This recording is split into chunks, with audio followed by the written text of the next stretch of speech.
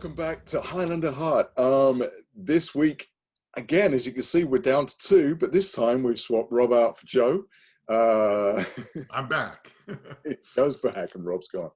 Hopefully next time we'll have the three Highlander amigos back together. But yeah, so this week, last time we were talking to Andy Morahan about Highlander 3. And as I mentioned at the time, that was kind of part of our sort of geek OCD kicking in, since we just talked about Highlander 2, which is one of the reasons why today we're talking about Highlander Endgame. The other reason is because it's the 20th anniversary. Yes, 20 years. Wow.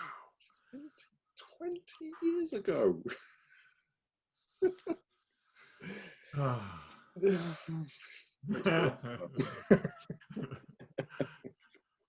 old. I mean, we are old. We are old. But yeah, incredible. 20 years since Highlander Endgame. Arguably, I'm going to say it, arguably the best Highlander sequel. Best sequel. Yeah, I would agree with that. Yeah.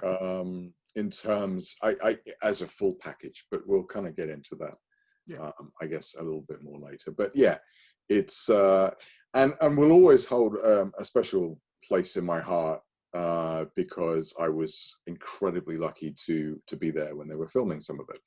And I know I go on about this all the time, but you know, imagine, put yourself in my shoes. You know, imagine being able to go to a film set and sit with not only Christophe Lambert, but you know, also Adrian Paul, and watch this monumental, I mean, for me, monumental moment of them.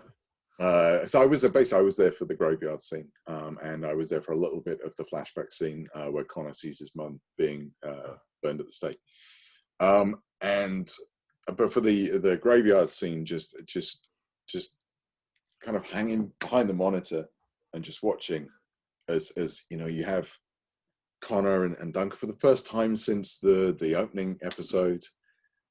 They're talking, and it was literally mind-blowing. To this day, it's still I still can't actually kind of believe that it happened. But there you go. Well, I mean, like, since then, you know, you've obviously worked on many movie sets, and not just visiting, but working on movies. I worked at a movie studio on the East Coast of the United States for a couple of years. I was infamously working on The Crow during the unfortunate tragedy that happened. So you know, all that is to say that, you know, it's interesting because a lot of people vision, oh, you know, you're going to be on set and it's going to be like you're in the movie or you're in the show and all that, and it's really just boring work, honestly. I think that's the biggest myth people. And I like to let people have that, but it really is a job, and it's a lot of, you know, standing around and getting things ready to shoot, like 2 minutes, and then another couple hours. Well, let's move everything around here, and you know, things like that. I mean, you know, but yeah, no, absolutely. But what I would say is my caveat to that would be that yes, there is an awful lot of waiting around, especially if you're working as an actor. Yeah. But the greatest thing is that when you're for those few minutes that you're filming, be it behind the camera, or whether you're behind, even if you're, you know, one of the crew watching it being filmed, you know, like certainly on the set of Endgame was the first time I experienced that moment of looking from the, you know, looking at the monitor here to them over there. It's like there's Christopher Lambert and Adrian Paul. I'm watching a movie, but they're stood over there, but I'm watching a movie because, you know, it's the letterbox and everything. It just. Well, even though it is, like, you know, routine and it's a job, the experience that you had of, you know, here's however many, I'm afraid to do the math, how many years after the first Highlander movie, you are actually watching Lambert Mm. shoot a scene as Connor McLeod. I mean, Yeah, that's, yeah. you know, I have No, not ever worked on anything that I had that kind of a no. passion or a love for. So seeing that is a whole different thing. It was crazy. And the second day where he was doing the flashback scene, he came out of the set that was his cell, wearing his full Scottish Oh, kit, and I just and again, I've told this story before, but again, I struggle with this in my heart, that F. Braun McCash, who I'd spent the previous night drinking with at the Hilton, uh, said to me, "Do you want me to take a picture?" And I said, "No," because I was being professional. oh, And dude. and I still, to this day, I beat myself up about that, because just purely because I would love to have that photo of me and him. Since Rob and I met him recently at the London Yeah. Yeah. thing, and we both had a photo with him because we knew we had to do that, because we both had a photo with Adrian, and one of those things. But it was, I kind of wish I had that, but I was being staunchly professional, because I think mostly within me, because I was a fan, and I knew I was a fan, and some of the people there knew that I was going there as a fan.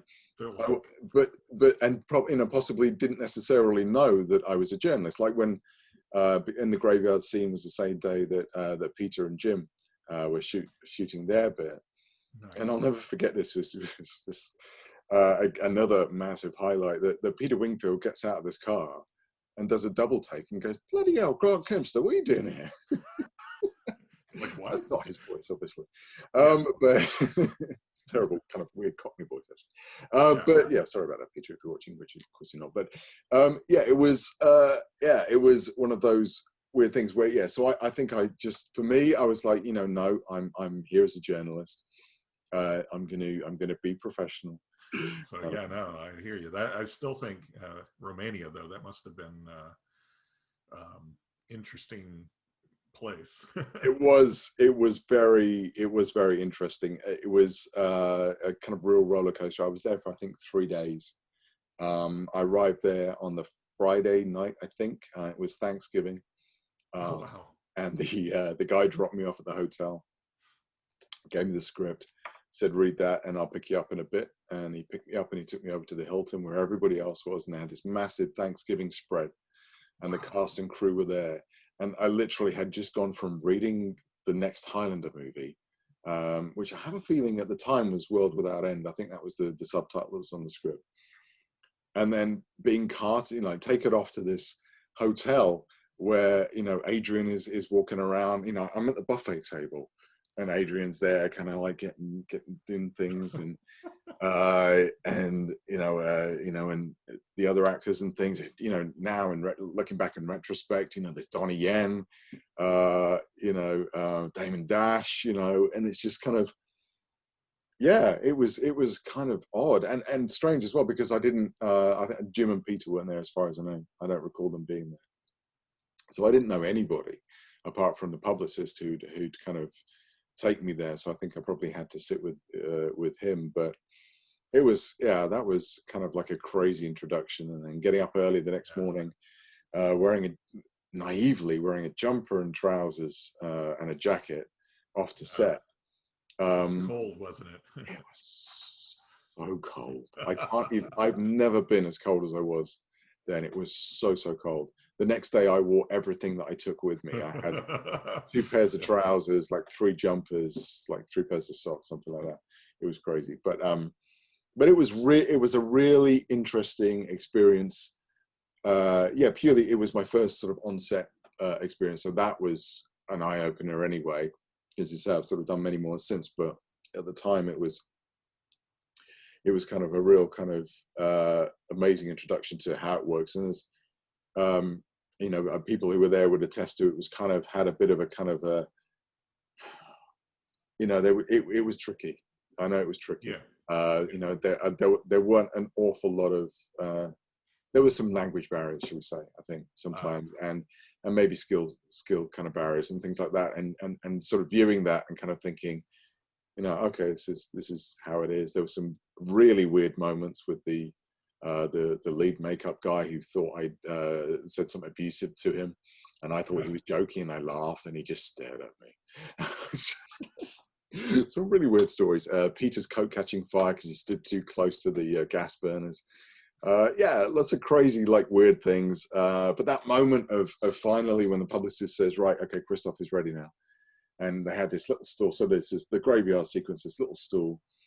And he was sitting there, another stool next to him, and I came and sat next to him. And for a small moment, that moment of being professional went out the window as I told him how much I loved Highlander. This is just such a big moment for me. It was just like I'm sick, I'm sat next to him, and it's just, I couldn't help myself. But he was just the sweetest, loveliest guy. He walks into a room, will shake the hand of everybody in the room, and it just very very easy to get along with, and just a really lovely guy. So it was a dream. They sometimes say, don't meet your heroes, but I was very glad that I got to do that. All right, so let's get into it. So so later on, we are. I'm so looking forward to this. We're going to be talking to Doug Aarniokoski, who I first met 20 years ago in Romania, and who I've kept in touch with ever since. So it's just this guy, such a cool guy, and is doing amazing things at the moment on TV. So we're going to be talking to him later about Highlander and finding out all of the kind of how he found it, the whole process, and all of that. So I'm looking forward to that. Yes. But yeah, before we get there, I think we need to kind of talk about what we think about Highlander Endgame a little bit, because I think it might be sort of similar views to what the viewers think. I think, like I said earlier, I think for my part, it is the best Highlander sequel. It ticks most boxes for me in terms of picking up where we left off. Highlander 3 does a little bit, but it kind of fudges it a little bit with, he goes back to his, to the antique shop, but, where's Rachel? And, it's just not quite, and it wasn't really given enough kind of emphasis. Whereas here, we get to see not only the antique shop, we get to see Rachel as well, which is fantastic. And even the point that I'd forgotten this actually until I watched it again recently, that they rebuilt the round room. When he goes and walks into that, it's just like, you feel like you have made that progression perfectly from the first film to this one, even though there are huge narrative blocks, like, that he beat the Kurgan and won the prize at the end, and but you have to, and we will talk about this in another episode. I'm fairly certain, but I think they're all alternate timelines, and there's you don't accept, there's no way. But at the end of the day, it's still, you still love that lovely sense of this continuing after the original. I would say my my little secret is I don't dislike or hate any of the Highlander movies or series. I love it all, and it's sort of I know that everybody likes to rank, in what order do you like them in and stuff like that. And for me, it's I've never really done that, not with Star Wars movies or Lord of the Rings or Star Trek or anything like that, because for me it's kind of like I like the universe and I like the franchise. I like the Star Trek universe. I like the Highlander universe, and I like the Star Wars universe.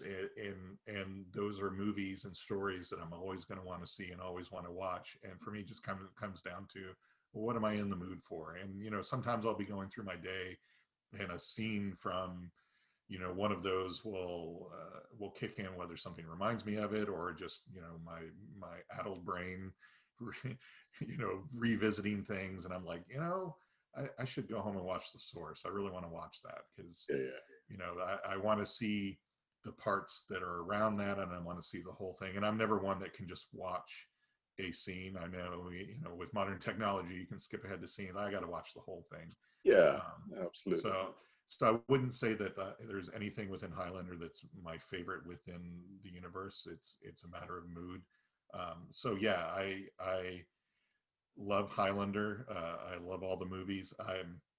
I'm particularly pleased with the Highlander franchise that we get so many versions of each of the movies. I'm just a sucker for director's cuts and alternate scenes and things like Yeah. that, and having actual complete movies. I mean, with this one, we got three, complete ones: the theatrical, the producer's cut, and then the work print that was on the DVD. And that was, I don't know, I thought it was really good. But like you said, the attention to detail without like throwing it in your face, Mm-hmm. I think was beautiful in this, because it's like, well, of course he would, 10 years prior to the movie, of course he would still be, at the loft and or at the antique store and all that. And they didn't, a lot of times in movies or TV shows that take place years apart, they'll just be like a generic antique store or something like that, and leave it up to you to decide, oh, did he remodel it? But they actually recreated it, Yeah. which was, even the fish tank, I was like, holy Yeah. cow.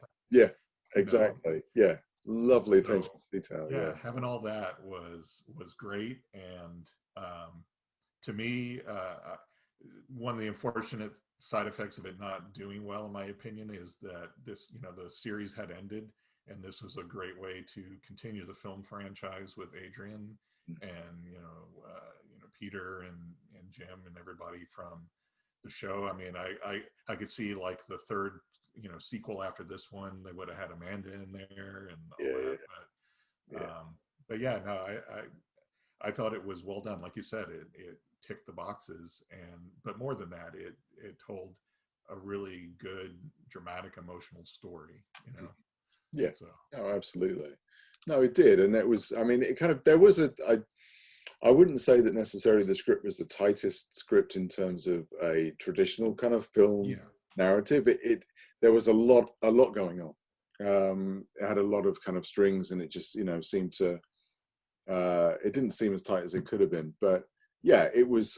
There was some lovely character stuff, and for me, obviously, the majority of which are the kind of the Connor Duncan moments, yeah, because these are the things we kind of wanted to see for like well, for me anyway, for 6 years, yeah, waiting for Connor to come back and wanting to see these, being able to see the first moment where Duncan wakes up and they meet for the first time was pretty cool. yeah, um yeah. Finally filling in that was great. And yeah, I think for, obviously, for fans and people that have watched, since the first movie and watched all the series, that's the audience that's going to get the most out of these. yeah, But I think, even given that, they did a really good job of showing what Connor and Duncan meant to each other yeah, and the bond they had. So even if this had been the only movie you'd seen, you would still get that sense of loss from Duncan, when basically he was forced to kill not just his teacher but his brother. yeah, So I thought that was well done. I mean, a lot of the other stuff, like the beginning with Rachel and stuff like that, depending on the version you see, um, wouldn't really, for the casual viewer, carry a lot of weight, because I mean, like the theatrical cut, it's famous that the studio took out a lot of exposition and story explanation. So most people will be going, so is that his wife or girlfriend or what? But yeah, for us, it's just like, you just killed Rachel. How dare you? yeah. Spoilers, I guess. Spoilers on a 20-year-old movie. I don't know. No. But anyone watching this has probably watched it multiple Well, let's hope so. Yeah, and one of the other things I noticed as well, that I hadn't ever twigged before, was Jacob Kell's kills. Yes. That's a sentence I can't say too many times in a row. Jacob, Because depending on, do I get this right? In one version, was Faith killed by Kell in one yes. version? Okay. Well, yeah. I mean, it was implied because you didn't see her again. You didn't see her die, but you assumed it wasn't. Because the London stuff they shot later on, So yeah, they covered. I guess Yeah. decided that they were going to have a slightly happier ending and bring it back. But if Faith died, then that meant when Duncan faced off against Kel, that Kel had 666 kills. Yes, exactly. Devil. And there's this guy, this man of God, but yet, 666. Yeah. Really nice little kind of thing that you don't necessarily twig, it's kind of, oh, okay. Right. Well, and we get to see more of the Watcher's database, the whole Yeah. chronicle of how many kills each immortal has and things like that. Although, they really need better HR and hiring practices in the Watchers, because they tend to go evil and go rogue. The hunters and Yeah. the faction in this movie. So that I think they need a better screening process for Yeah. Oh, Watchers. definitely. Yeah. We're talking of going rogue, and this is one line which has always driven me nuts, is when the Watcher says, I can't remember who's saying it to, that, oh, one of these immortals has gone rogue and is killing them. That's their job. Right. That's what they do. It's not, they don't punch in and, yeah. Yeah, that was a little odd. It's like, Yeah, what are you talking about? Gone rogue? yeah. I mean, They've been I doing that appreciate, for thousands of years. Yeah. I appreciate he went into the sanctuary and, lopped a bunch of heads off on, potentially holy ground. Maybe that's what they meant by going rogue. But still, Yeah, I guess that depends on the version that you see too. And by the way, that whole part of in the theatrical, that Sanctuary was on holy ground, which obviously would make sense if you're going to store, if you're going to have a Costco for immortals, you're going to want it on holy ground so they don't get, what happened happen.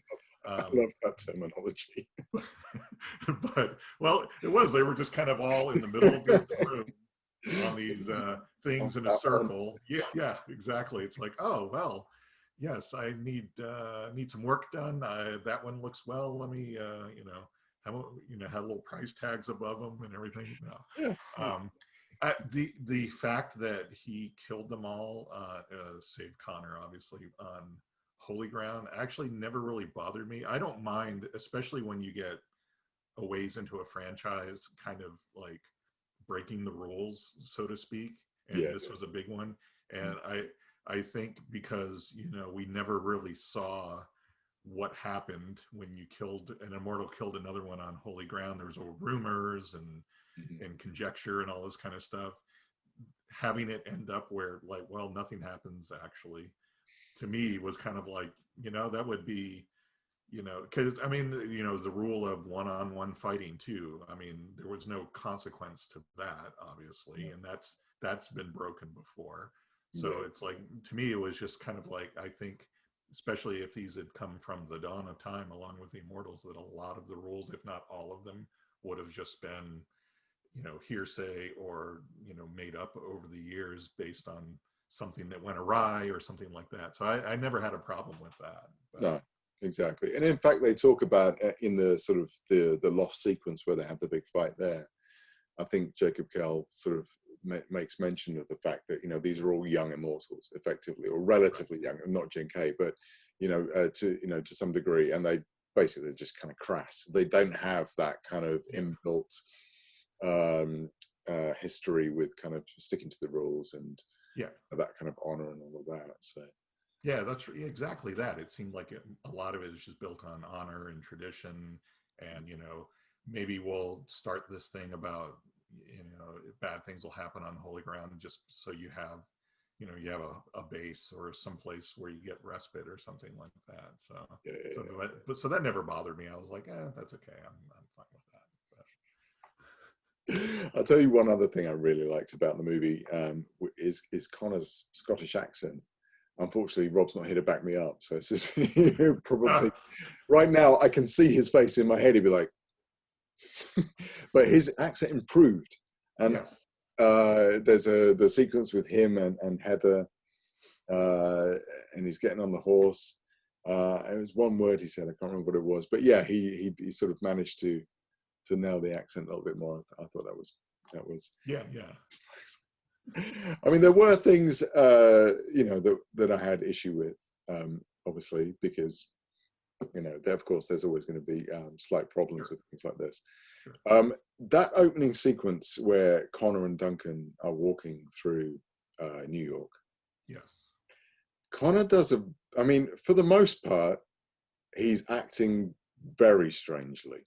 He's acting like menacing almost. Yes, I because mean, that moment, and I have a weird theory about this, um, but that moment where, I mean, it's all very stoic and very weird, and the way he's talking to Duncan is very odd, because Duncan's all like, hey, and kind of yeah. like, all of a sudden, like, but And he's like, he almost has the Christian Bale Batman voice going yeah, on yeah, too. absolutely. But that moment where he walks away and then goes, Duncan, and it's like, watch your back, and then Yeah. does this little head thing, and then puts the sunglasses on. It's it's menacing. It's also kind of, but do you know what my weird little fan theory is? That was Kane. Yes, Yeah. because the sunglasses are very Yeah. similar to the ones that Kane wore, and that movement was very similar to Kane. I And so I'm actually, almost thinking, like, was that like a choice he made, like to that there's a bit of him in there, but could whether be. it was or not, it was definitely very out of character, like way out of character and very strange. Yeah, and it was really weird because then right after that, when he's walking towards the antique shop and then it blows up, he's kind of back to Yeah, Connor, this but is like, and I wonder. So I wonder what was going on there, because I wonder at what point they shot that part. Because in the theatrical version, it doesn't have the part with Connor and Duncan. That's added in the producer's cut, yeah, which is nice. It just has him walking towards the thing, and then it blows up and all that. But yeah, that every time I've watched that, I'm like, that's something is weird. So I wonder, you're right, if that was a choice of, at that moment he's killed all these immortals, and occasionally parts of personalities pop up from time to time. yeah, Maybe it yeah. would make sense. I mean, Yeah, no, I guess so. Because I think I could be wrong, but I think they talk about that maybe a little bit more than they do in any of the other movies. The idea of you is yeah, sort of embodying the kind of the sort of the soul and the kind of the power and the traits of the people that you kind of kill. And certainly there's a lot of onus, just again, as we were saying about the 666 thing, there's a lot of onus on how many you've killed as to how powerful you are.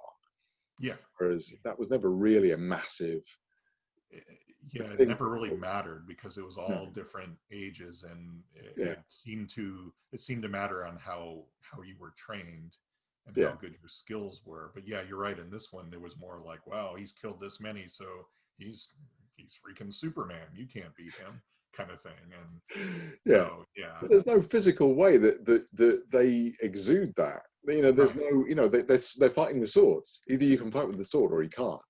right, Um, you know, yeah, either you yeah, can, exactly. maybe having killed 666 people made him think, oh, I'll put a little dagger in my sleeve. So if somebody tries that impossible move, I can go. Ding. Yeah, and But maybe they also get whatever training that the past ones have, but even then, it's still like, yeah, that part was like a little sketchy. I yeah, agree.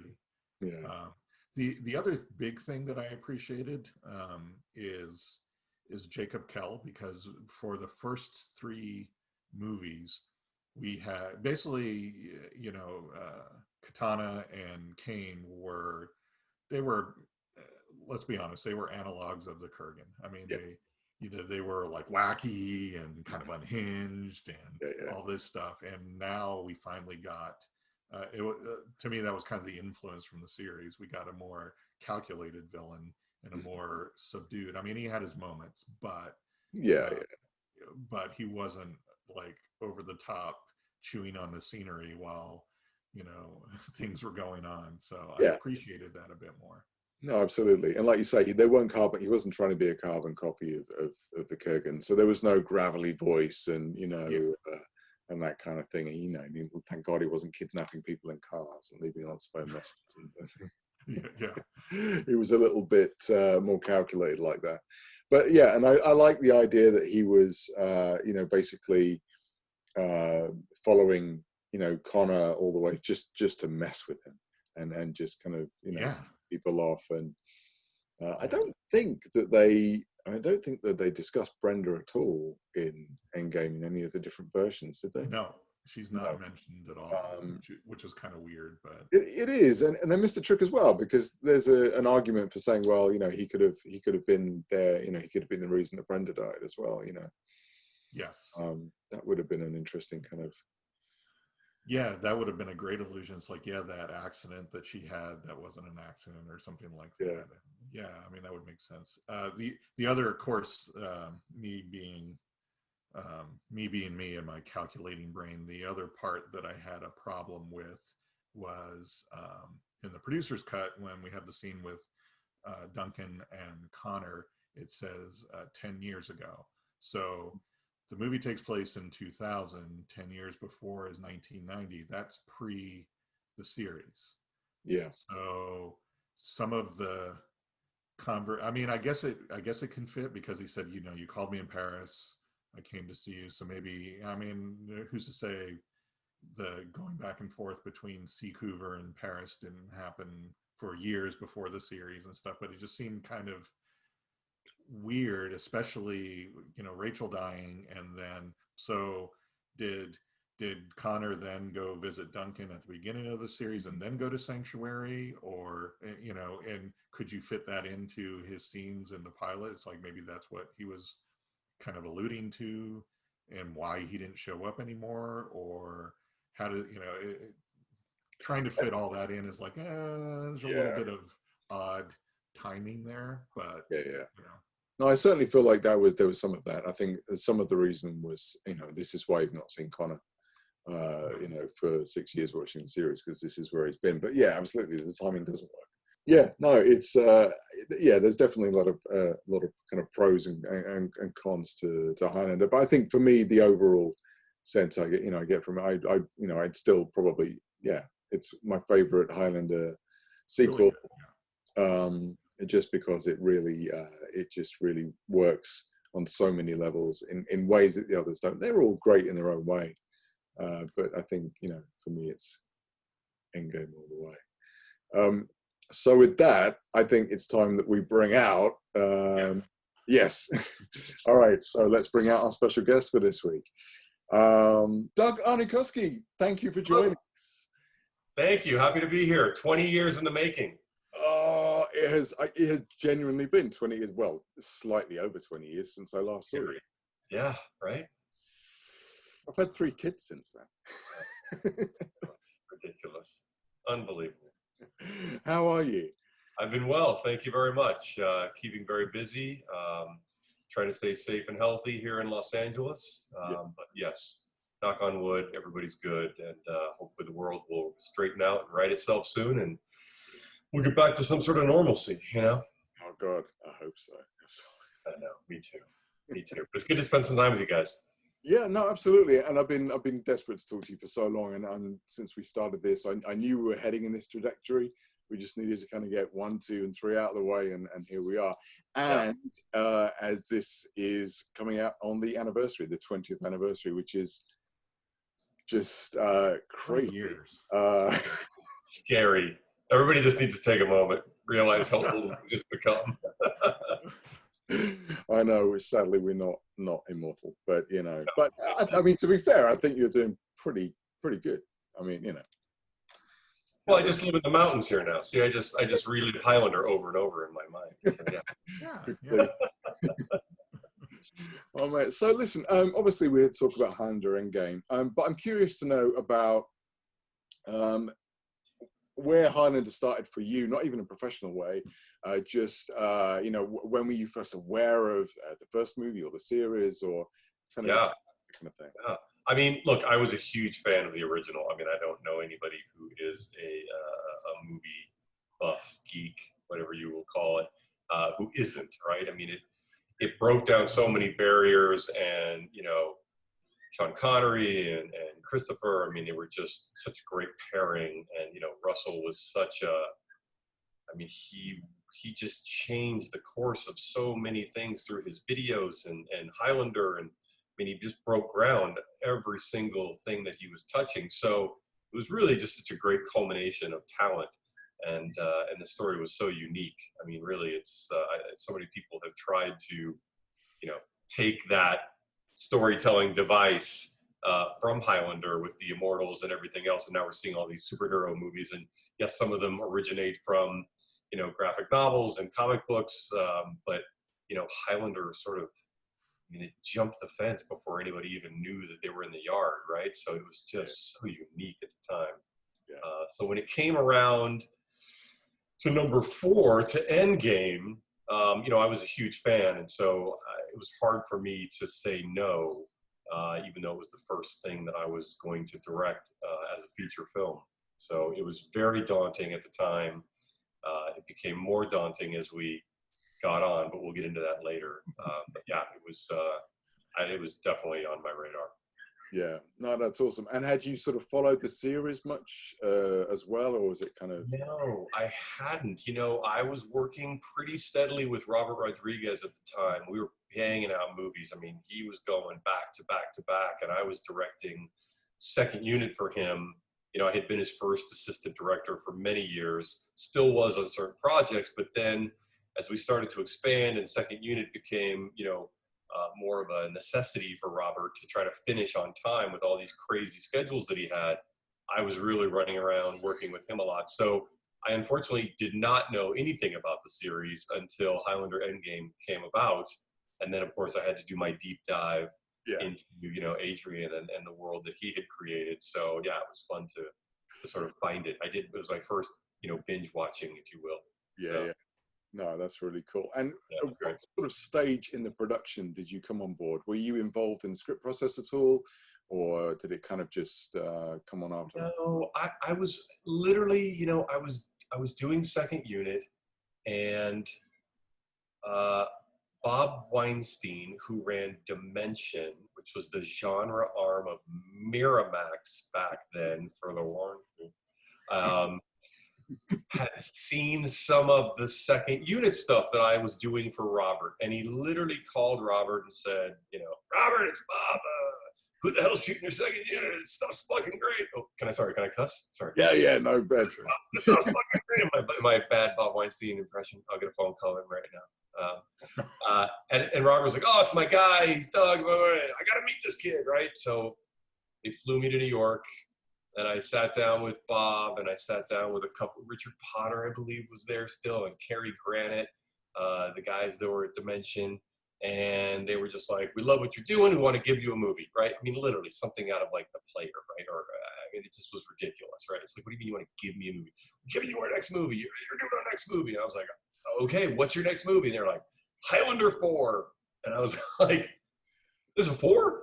They're like, yeah, 4. We did 2 and 3, and I missed 2 and 3. I was like, oh, I love Highlander. I didn't realize I was catching up. So I was like, cool, let me read it. Let me check it out. So really, for me, there was already a script, right? They were just looking to slot in, you know, the guy that they felt could tackle the movie.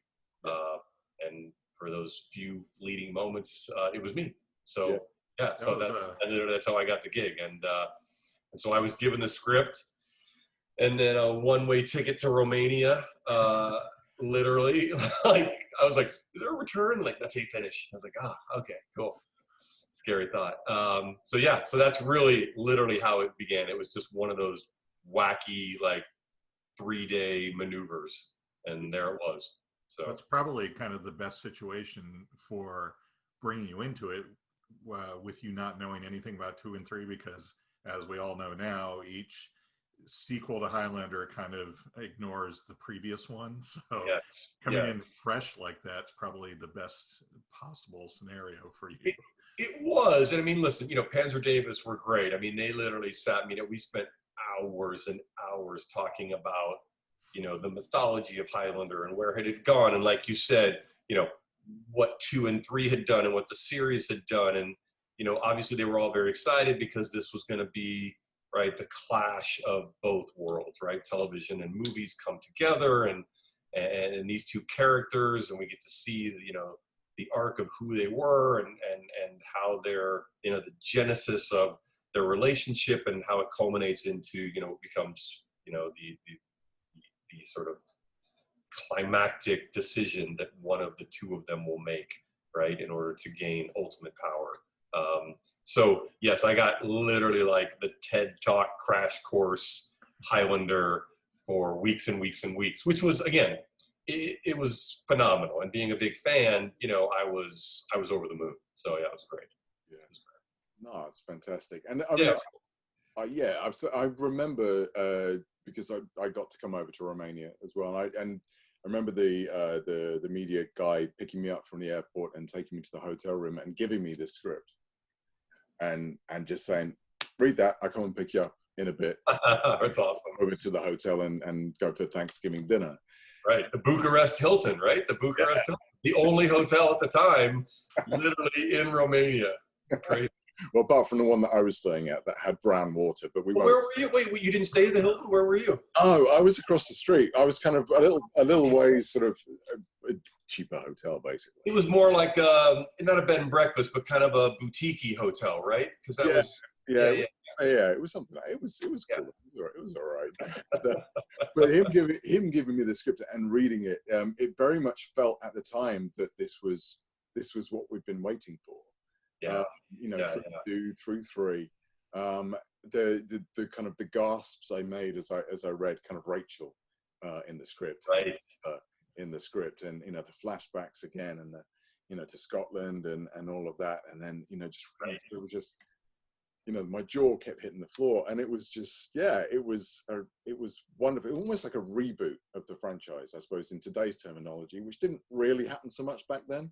Yeah, I think you're right. I mean, look, the flashbacks to me were the most interesting part of the movie, right? I mean, I loved being able to go back and spend time with them and to see, you know, what brought this world together. Like, because, you know, you pick up these guys, whether it's the series or whether it's the movies, and, you know, there's tidbits of the past, but to really see, you know, these, in our world, these two archetypal characters, right? And what they deal with, and their struggles with being immortal, and, you know, their loves and their losses. And I don't know, there was something really, I think, satisfying about that part of the script. Yeah. For me as a director and a fan. So I was hoping that would translate, you know, to the fans as well, that they would be excited about that. So. Absolutely. So how did you find it went from a difficult time? Well, I'm trying to word this, but, you know, when you got to Romania and, you know, things sort of, you know, production started and things like that. Right. How did you kind of find that? I mean, not only is this your first feature, but this is also, you know, working in a foreign country. I mean, look, so here's the thing. I don't want to get on a bandwagon of like, oh, you know, woe is the movie, okay? Because every movie and every TV show from the beginning of time till the dawn of time ends is, and I love this quote. I saw Robert Zemeckis giving an interview one time, and he's like, look, you plan. You picture the movie in your head. You see how it's going to go, and then you have to execute it, which never lives up to the vision in your head, ever. Yeah. He said, so filmmaking and storytelling on film is an exercise in compromise, because you get out there and you try to bring to life what it is you've envisioned, somebody wrote, and how you pictured it, and you prepped for months and months and months, and sometimes a year, to get to the point where you get on set and you're ready to go, and shit happens. It's life. It's not perfect. And people go, well, but you did. Like, it's very rare that you get to, here's the bottom line. There's only a couple of people that are in that rarefied air where they go, you know, it didn't work. Let's go back and do it again, right? The Spielbergs, the Finchers, the Michael Bays. Like, that doesn't exist for 99.9% of film production and television. It doesn't happen. Yeah. You get to make it on the day. You've got to make your schedule. You've got to get your shots. You've got to tell your story, and shit's going to happen. Cranes won't work. You know, animals don't do what they want. Actors don't know their lines. Locations fall through. I mean, there's a myriad of things. You talk to 5 different directors, they'll tell you 500 different stories, right? So, you know, I, as a first-time director of a complete story, you know, having done second unit, it's a little bit different because second unit, you are now filling in the gaps for the director who's doing the movie, right? So he's got a vision, and in my case, it was Robert Rodriguez. Many times, it was Russell Mulcahy, interestingly enough, on Resident Evil. So, and we got to talk a lot about Highlander. Those were some good times. We had many a drink and many a laugh and many a tear. So, you know, as a second unit director, you're coming in to do sequences or a sequence, right, that will then fit into the film. And to be a good, successful second unit director, you want your stuff to stand out, but you don't want it to stand apart. Sure. Yeah. Because it has to fit within the construct of the vision that the director has for the movie. So you can't just shoot a crazy sequence and you're watching the movie and you're like, wow, what the hell was that? Like, who did that? That doesn't even feel like it fits in the movie, right? So the best second unit is the second unit you don't even know is the second unit, right? I think movies like the Bourne series does that really well. Like, it all feels like it's the same movie, right? It's very tactile in its construction. So for me, getting out there, page 1 to page 101, it's a whole new experience. Telling the story all the way through and the entire arc of what's happening. And it takes a lot to do that. It takes a lot of preparation. It takes a lot of, you know, really talented people. Luckily, I had Dougie Milsom, who was the cinematographer, who's brilliant, had worked with Stanley Kubrick. I mean, genius, right? Genius. I had amazing actors, Bruce Payne, I mean, Christopher and Adrian, obviously. You know, I was very blessed. So now you take all that goodwill and that good energy and the good story and you put it in Romania. Okay, so let's just drop back for a second. Romania is not Hollywood, okay? Let me be super clear. In the year 1998, just coming out of communism. So now you've got people who are filmmakers. Okay, sure. They're filmmakers because they have made films. The types of films they have made, super teeny tiny, cheesy, like Romanian, I don't even know if you can call them films, right? They're things that were put on film. Now, bless their hearts, they wanted to make a good movie. They don't have the skill set. They haven't been doing it long enough. They don't understand it. So now you're dealing with a company, the company that we had sort of co-founded with to do Highlander, a producer in Romania who has various agendas and is juggling various balls in the air. And you're getting out there and you're trying to make sure that everything you planned goes according to plan. No chance. No chance. No chance. So every day it was just something. And again, I'm not complaining. I'm just telling you the story, right? This is just the story of Highlander Endgame. Yeah. So we get out there and, you know, Romania's a tough country to shoot and the weather is tricky. You've got crews that don't exactly know what they're doing. And it had a very film school in Romania feel to it. I'll just say it, and this is no bullshit. So one day we're out there, we get set up, and the dolly grip, the guy who pushes the dolly with the camera on it, right, is setting the thing up, and we're looking over, and I go, "Hey, Dougie," he goes, "Hey, that's not the same dolly grip that we had the last few days." He goes, "Oh, yeah, right, Dougie." He's like, and he's been setting the lights over. He goes, calls the key grip over. Who's that? Who's that guy? Oh, that's whatever his name was, you know, Vlad, or I can't remember his name. Is he a dolly grip? Well, he is today. It's like, today he's the dolly grip. Yeah. Oh, what's he doing? Well, he's always the caterer. But the dolly grip wasn't available, so we just grabbed the caterer, and he just pushes the dolly. It's fine. He'll be fine, right? And so it's like, it's stuff like that. And if you don't know what a dolly is precision. He's moving the camera to find the shots for the operator, right? It's a very precise job. And the caterer's out there, and he's trying to figure it out. You know, it's like, welcome to Romania filmmaking in 1998. So, you know, it was challenging to say the least. It was really challenging. You know, Miramax Dimension at the time didn't really want to throw a lot of people at it. So I didn't have a producer. I had a line producer. I had a guy who literally was counting the dollars and cents for Miramax, and we'd run into situations and we'd have issues, and there was nobody to call, like literally you would call New York from Romania going, hey, so we have this thing. It's like, hi, you've reached Dimension Films. Please leave a message. It's like, hi, it's Doug Aarniokoski. I'm in Romania. We have an issue with the cameras. They're not here. Oh. And it's like, please call me back. Beep. And, you'd hang up and leave a message. And then they'd call back the next day and go, what do you mean the cameras weren't there? It's like, well, we're driving to set in the middle of nowhere in Romania. It's about 5 a.m. I'm there. I'm in the car. We're driving. And as I'm driving, it's kind of sleepy. And then all of a sudden you see these production trucks passing us on the highway. And I'm like, I'm pretty sure those are our production trucks because we're in no man's land and there's no production out there at all, let alone humans. And so we get to the set. I go over to the line producer guy and I go, where's the thing? I don't know where the cameras are. It's like, well, somebody find Vlad, right? Who's the producer in Romania. I can't get Vlad on. There's no cell phones in Romania. It's a shit show, right? So we go to the camera guys. We're like, what? Where the fuck are the cameras? Like, literally. And he's like, oh, they had to go back. And we go, whoa, why'd they go back? It's okay. New cameras are coming. Okay. So we wait an hour, 2 hours. Cameras arrive. They're not our cameras. They're in some like rinky-dink pickup truck. It turns out that the production company in Romania booked a commercial.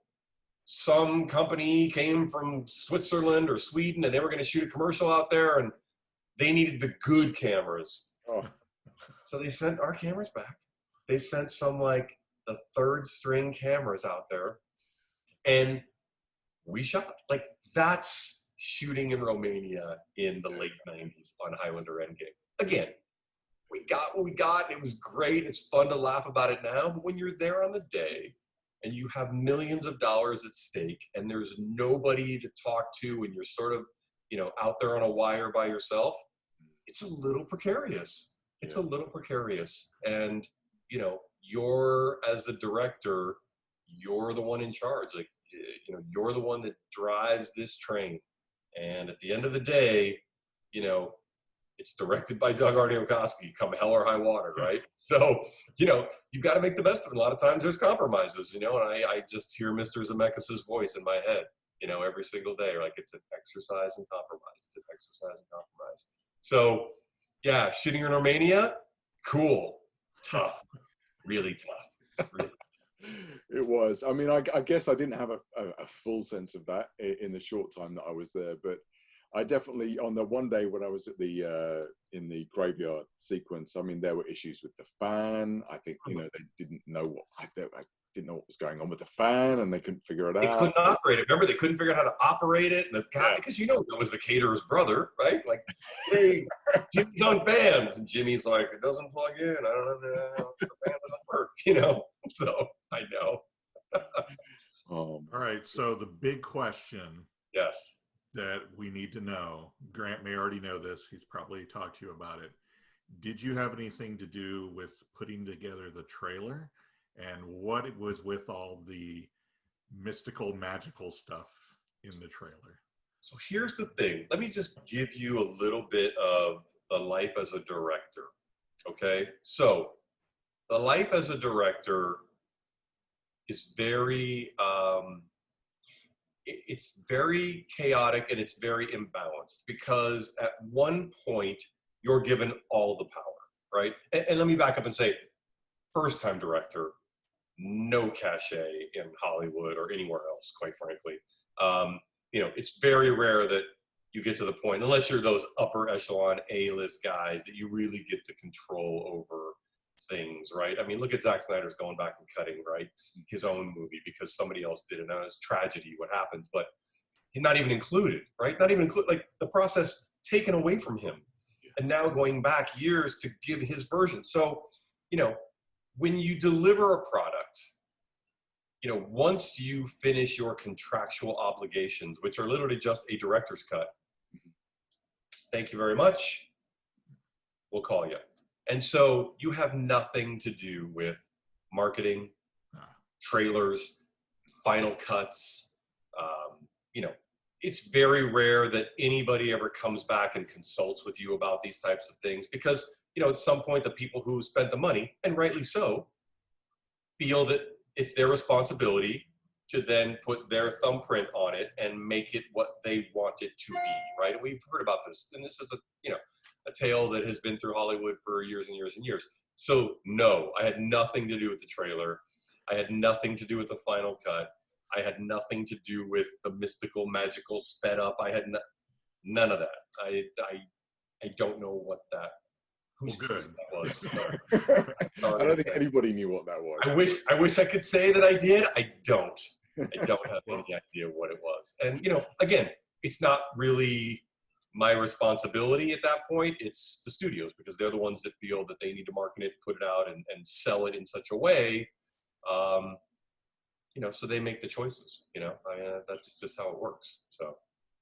Well, yeah, I mean, also much like other Highlander films, this one is just as famous for having multiple versions and multiple cuts. I'm sure.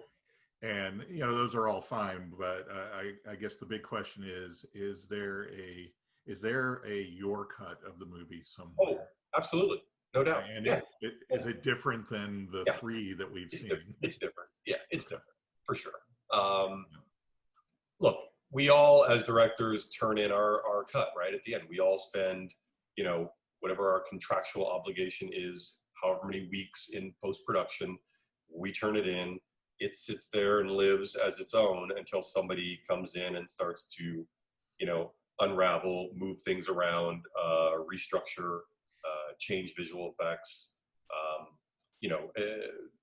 There was never the Christopher Lambert facial, overlay on Adrian, like in my version that I don't even know what that was. So, and again, if it was today with, visual effects being where they are, it probably could have been, much more interesting, and it could have been in the eyes, and it could have been more ethereal, and, it just didn't feel like somebody threw a mask on. Yeah, legit. Right? So, but again, that's out of my control. I know my name lives on it, but, those are things that I just have nothing to do with, unfortunately. So, because I want it to be what the fans want it to be as well, and so, when Panzer Davis they have their idea of what the movie cut should be, and I'm sure contractually they had a cut, right? And I'm sure Dimension has their version of a cut. So, there's a lot of masters when you start getting into the minutia of, what a film ends up becoming. I always say to my friend, friends will go, "Oh yeah, I went to see this movie, and man, that movie sucked." And I go, "Hold on a second. You have to realize that the monumental task of just getting a movie made, completed, to a theater or a streaming service for somebody to watch is a mountain that you will never know the climb of. So before you start bashing it over the head, understand what it takes to get there, and just know that, again, like the Justice League, that probably wasn't the version that Mr. Snyder had envisioned when he prepped for 9 months, 16 months, and then went into production to shoot, and that's what it became, right? So there's so many different variations of every story, so more than 3 sides, believe me.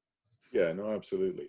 Is there anything specific that you recall in your director's cut about Endgame that you can share?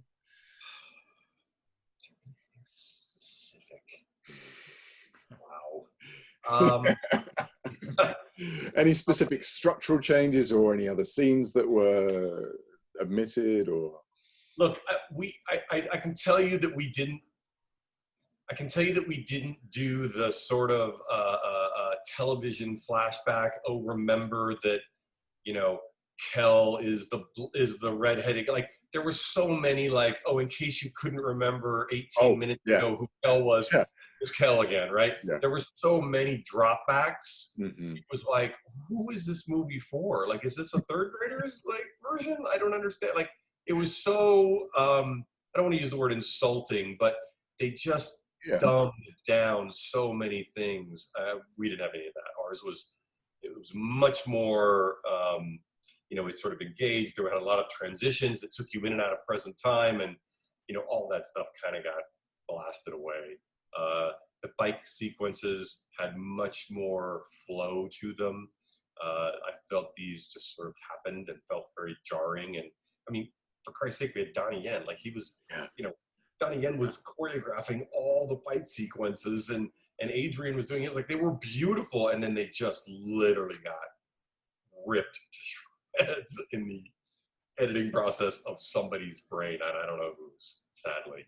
So, but I'd love for people to see those, because those sequences are terrific, and they're much less stilted. You know, they don't cut into Donnie going, you know, bah, bah, bah, bah. It's just so like, bum, bum, bum, you know what I mean? It just doesn't. None of that stuff happens. So, like, anyway, whatever. Does that still exist somewhere in the kind of in the vaults somewhere? I mean, Dimension doesn't even exist. Miramax barely exists, right? So Yeah. I'm sure it's somewhere. I don't know where, and I don't have it. Sadly, you know, it was before the digital age. If it had been the digital age, I would have it somewhere, you know, on a hard drive, and I would send it to you, and you could upload it. Yeah. Oh, I know. We should just go back during COVID and redo the movie, kind of like they did Princess Bride. We'll just get a bunch of people to film things at their house, and we'll just redo it. And we'll just redo it. I like this. We can do it the way you wanted to do it. It'll look great. I'm in. Start a petition now. 100%. There was, I remember when I came to see you and you were editing, I think it was then you told me about the original ending, or at least the geographical position of where the original ending was going to be. I think it was like a big amphitheater or something like that was the plan originally. Yes. Were there any, I mean, you can talk about that, but also were there any other sort of large kind of moments that had to change for, you know, like you're saying, budget restrictions, timing, that kind of thing? Yeah, you know, we ended up going to England to do a lot to sort of finish off the film for a myriad of reasons. And we had talked about this beautiful amphitheater area to do it in, and it sort of all fell apart. And we ended up going to this beautiful museum to shoot, and then we sort of, because we had to also then, they wanted to get it outside, and they wanted to make sure that it felt, they wanted this sort of very industrial feel to the ending, and it's not how it was originally conceived. But so it ended up being this massive sort of take you through various labyrinths of, you know, the start in the museum, which, you know, again, that's another story, that sort of storyline that dropped out, you know, because when you see the movie now, you're like, okay, what the fuck is with that cross with the head pillow, and where is he in? He's in this giant mall that hasn't been built, and like, but the concept was that, you know, Kel had this God complex, right? He was going to live forever. He was Jesus, right? And so hence the cross, and hence the cross on his shoes. And he really leaned into all of that backstory. And then we had the dining room scene, which you sort of saw a portion of what this palace he was building was going to be, right? But all that backstory just got dropped.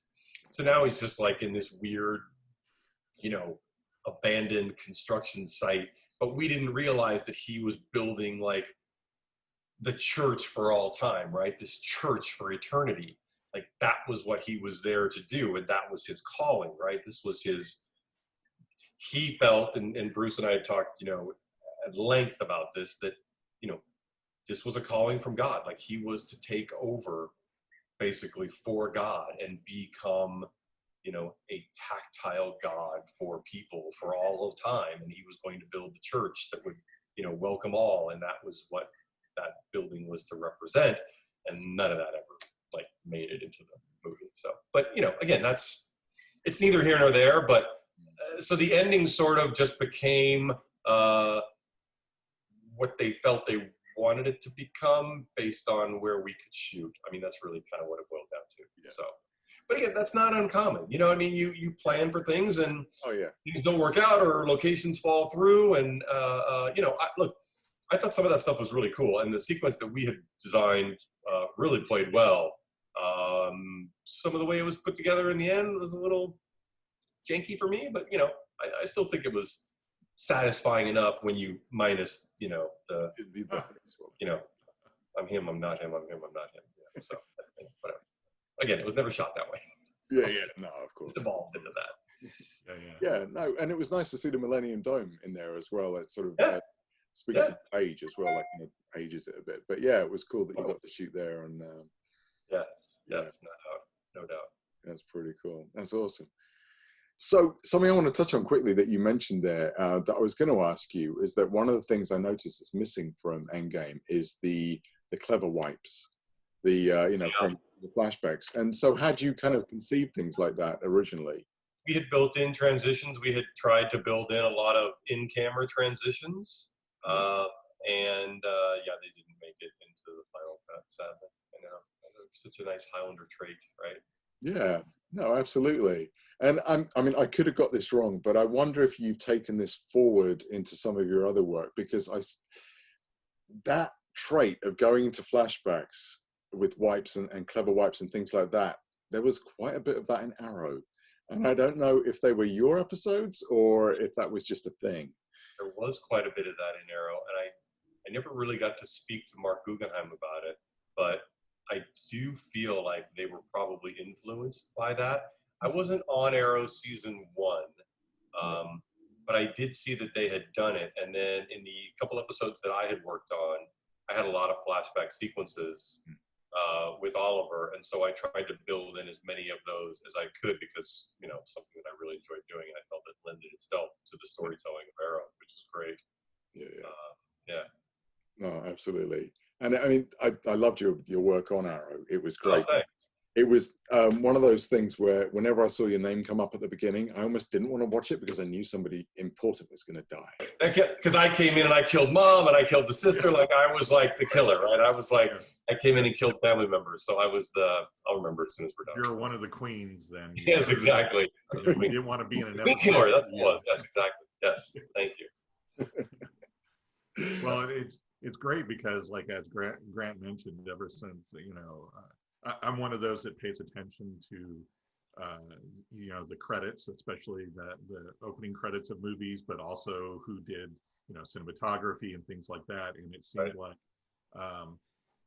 eventually after Endgame, you started following me around on my favorite shows, which was cool. And I quickly learned that meant it was going to be a really good episode.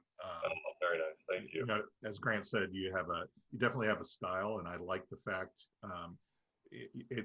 it's a natural style, and it looks like, I know nowadays we have a lot of computer wizardry, but it looks like you do a lot of things in camera. And don't go too crazy with it, so it looks natural and normal.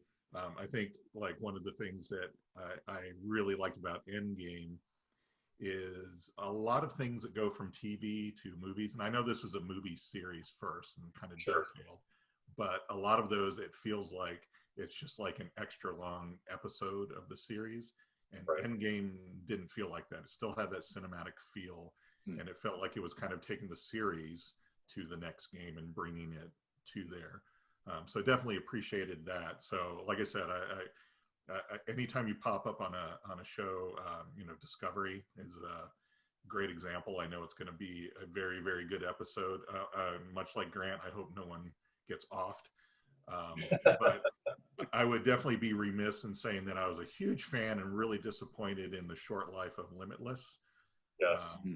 Just a terrific show. And so again, that's another kind of movie franchise, even though it was going to series, that you were kind of brought in a bigger capacity than director.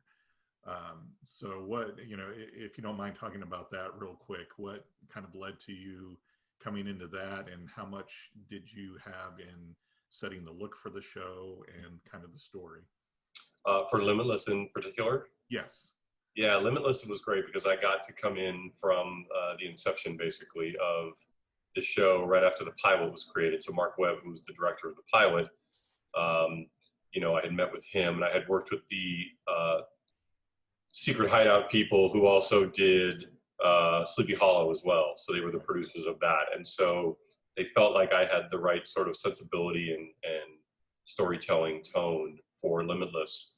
And so we sat down and we really talked about, stylistically what we wanted the show to be. And we really, like you said, we wanted it to feel very cinematic. Like we wanted it to feel like it was an extension of the film, and especially with Bradley Cooper's character coming back in, you know, and reprising his role, Senator Mara, we wanted to make sure that it didn't feel like a TV show that sort of Bradley Cooper popped into, right? We wanted to feel like the world was just expanding, and I think that we did a really good job with that one. You know, it was, I mean, it's crazy talented people that were on that show as well, because, you know, that was one of those pilots. You know, you don't really get to read the script when you're coming into the series. You're shown the pilot and what they've done with it. And it's like, okay, well, this is great. And it's 3 times more money than you'll ever have per episode. So how do we keep this flavor of the show and keep it going for 22 episodes? So we got to bring in a lot of heavy hitters, and, you know, the VFX team that did Sleepy Hollow, who does Discovery and Picard as well. Jason Zimmerman is a really good friend of mine. So I grabbed him and brought him in. And, you know, Jason being a visual effects guy, he still believes, sort of kind of like what you guys were just saying, visual effects are at their best when they are enhancing photography, right? So the more that we can do in camera, the better the effects are going to be, right? Because you're not just laying it out there for the guys to render and design and build. And I mean, even The Mandalorian shows us that, you know, albeit it's a giant AR screen that they're using, it's still in camera, right? So it's not relying on completely computer-generated imagery or pieces to tell that story. It's enhancing what they've got there tactile. So, yeah, Limitless was great in that respect. And I got to say, we were all very shocked that when it didn't get picked up season 2. I mean, it was shocking. And then there was talk that it might go to Netflix, but it was too close, and they had to make the decision they were going to lose actors. Like, the contracts were ending if they're, you know, by a certain date, and it just kind of got away from them. And, you know, we sort of heard through the grapevine that, you know, Les Moonves, who was running CBS at the time, was just having a really hard time with a guy who took a pill and was doing drugs. And it just didn't quite fit into the CBS body of work, if you will, at that time. Which is really too bad, because it was just, I mean, seriously, a week doesn't go by that somebody doesn't reach out and go, holy shit, I just found Limitless. Why the hell isn't this on? This is like one of the best shows I've seen in years. And so, you know, I'm very proud of the show, but yeah, it's very sad. It's one of the few shows that was just strong from the pilot forward. I mean, there was a lot of shows that, you know, the first season, they're kind of finding their way, figuring out what they want to do with the characters. And this was just like dialed in and strong from the beginning. And it was, like you said, I was shocked, especially that they let you guys do kind of a cliffhanger there at the end. And then they're like, yeah, no, we're not going to do any more. I'm like, what? Well, we had no idea that we thought, they had told us, save the stages, like, we'll see it for season 2. Like, there was no version where any of us were even remotely led to believe that it wasn't coming back. Now, not that they tell you it's coming back, but normally if they're hemming and hawing, they'll say to the show, look, you should probably fold up your stage, put it away. If it comes back, we'll build it back up again. That's very normal, right? If it's sort of on the bubble. They were like, hold your stage, you're good to go. It was a blind side, to say the least. And, you know, look, I got to give a shout out to Craig Sweeney, because Limitless is literally his baby. Like, we had many writers on it, but it starts with Craig Sweeney's vision of what the show was. And every episode was so different than the previous one. And yet he could thread those storylines together so beautifully. Like, he saw that show for the bombastic nature that it was, and yet the intensity of, you know, what this guy was going through, and Senator Mara, and the whole, he had that show dialed in, and it's very rare that you see that in that type of a show. So anyway, it was a great springboard for you, though, for the things that you sort of went on to do, not just behind the camera, but, you know, sort of behind the workings of shows and things, and most recently culminating in Picard, which was amazing. Which you need to come out and be with us. We talked about that, so we got to make that happen this year.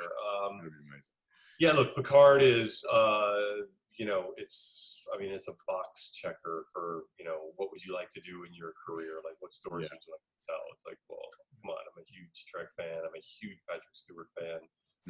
Him coming back to play this iconic character so many years after the original, and, you know, him having turned down doing, you know, reviving Picard and coming back to Star Trek for years and years, and then finally a story that he felt was worth telling comes across his desk.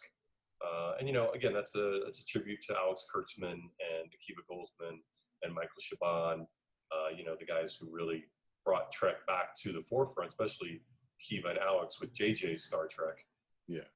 You know, as they were the writers of that and produced that as well. So, yeah, it's just been a dream. And Patrick Stewart is just the coolest, most talented, kindest individual that you could ever dream of working with. So every day, I mean, we all just sort of pinch ourselves, you know. Yeah. So yeah, it's good. That's amazing. So, I mean, I know we're kind of in a holding pattern at the moment, generally the whole world. But have you got anything coming up that you're sort of hoping to be working on soon? Yeah, I'm working right now, you know, because as you said, the whole world is on hold, and so Picard is going to go back to camera in a few months, probably just in probably November. I think we're going to go to camera if everything sort of stays where it is. You see, the world is slowly starting to open up. I was fortunate enough to be called on SWAT, which is a CBS series. Yeah. They were the first show to come back in Los Angeles. And so they called me up, and I'm doing 3 episodes for them right now. So we're shooting back to back to back to sort of get film production back on its feet. But, you know, it's tricky because all eyes are on the show, right? It's like, well, what are they doing? What are they doing right? What are they doing wrong? Are they going to trip? Are they going to fall? Are they going to fail? Are they going to succeed? And, you know, we just wrapped episode 2.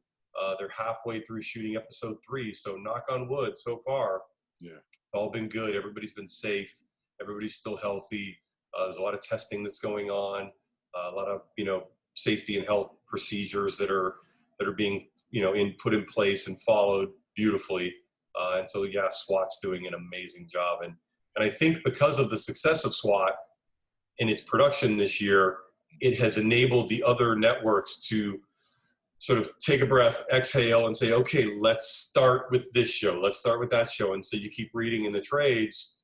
And I think just on Friday, 5 more shows were announced they're going to get into production. So it's really sort of blazed the trail for success for everyone, that you can be healthy and safe and still get back to work, which is, you know, what Hollywood and listen, let's face it, the entire world needs right now. And so we're happy that we're going to supply some content so that people can, you know, enjoy TV shows. Are you finding that you're having to rethink and reblock shots now with the new world?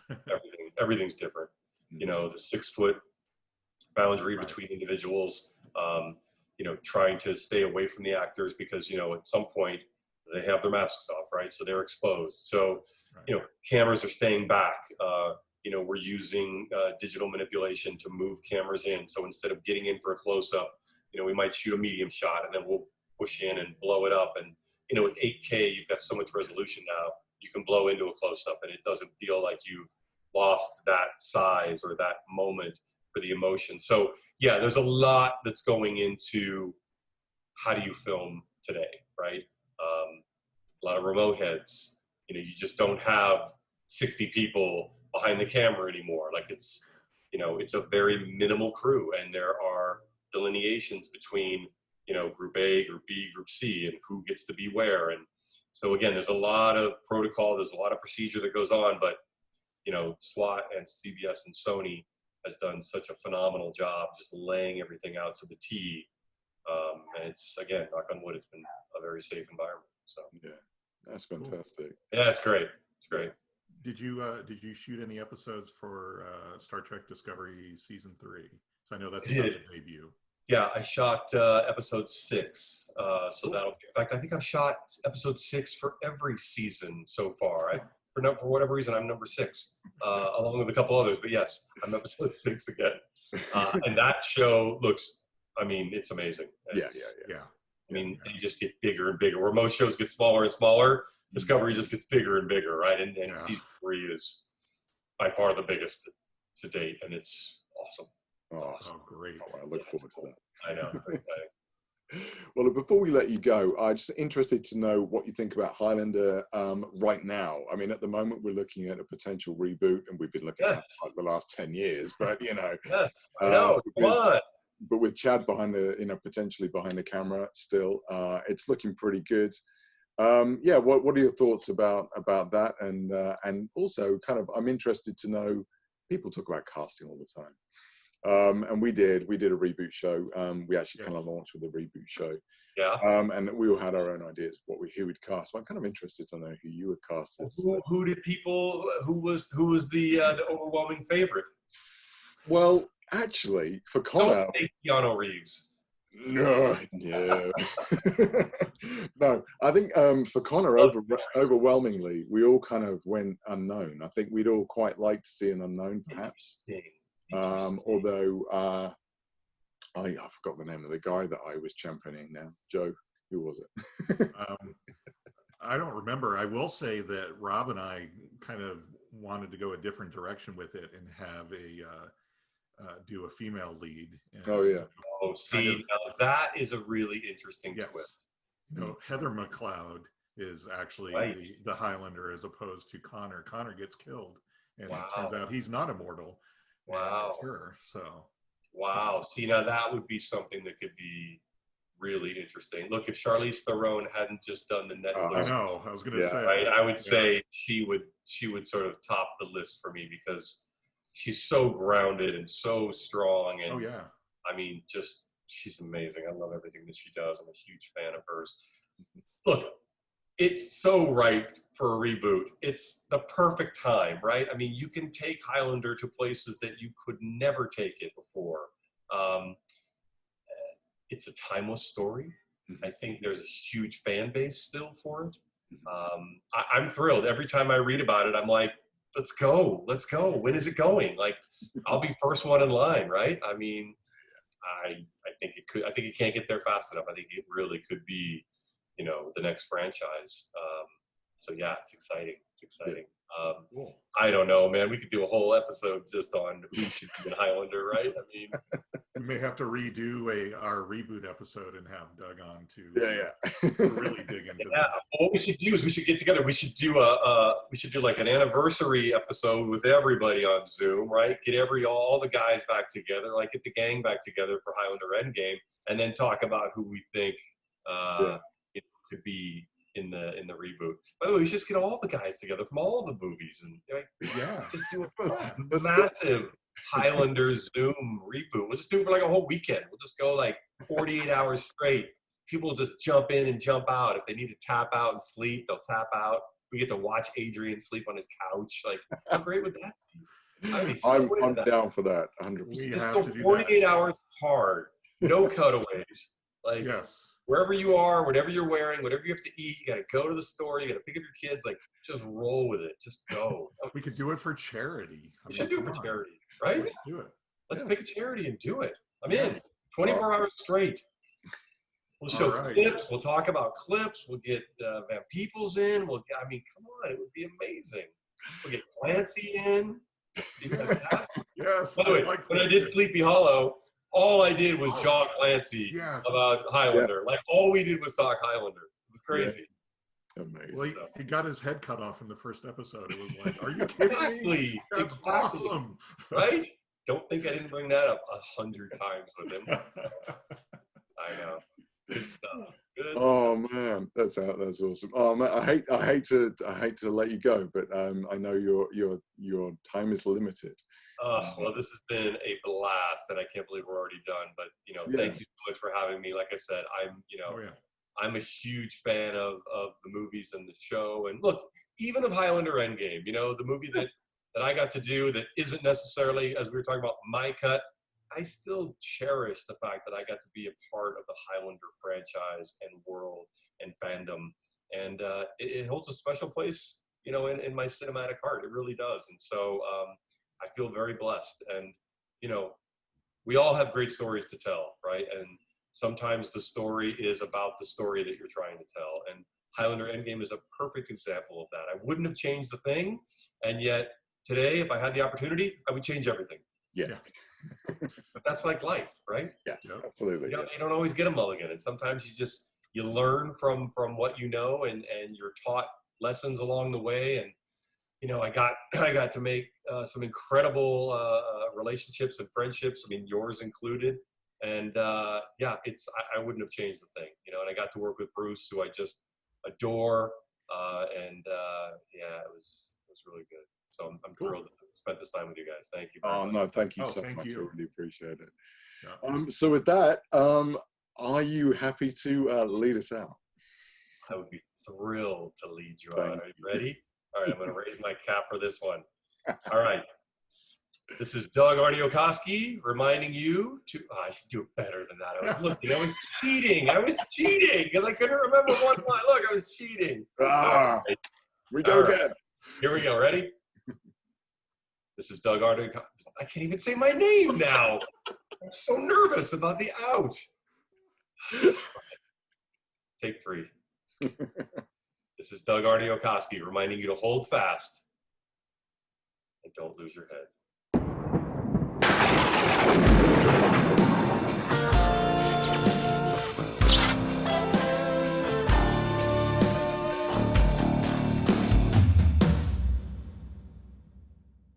Next Right. time. Going down into a salt mine, like half a mile down into the center of the earth to film that stuff was insane. Yeah. And they let us do it.